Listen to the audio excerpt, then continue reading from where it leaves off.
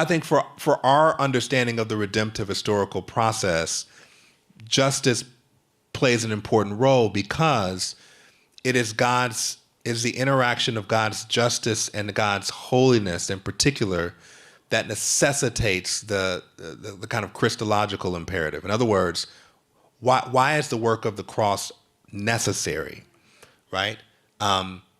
It's a theologian named John Stott talks about it in these terms. He says that that there was a kind of divine predicament, or if God ever had a predicament, there's a kind of divine issue that he had to solve, and it pertained to the coherence of his attributes.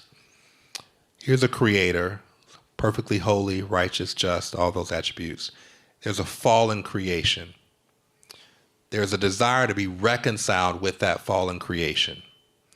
If I show them mercy, and just mercy, then this is John Stott talking about the attributes, then God is gonna frustrate his holiness.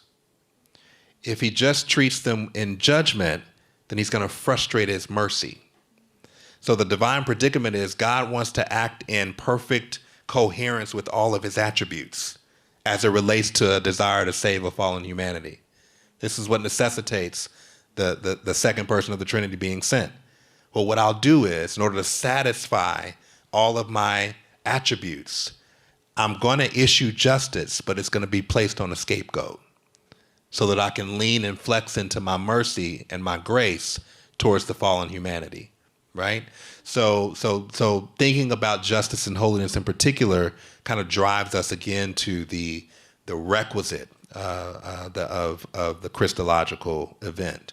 And I would argue, and I said this at lunch earlier, that is in many ways a distinctive of the Christian tradition.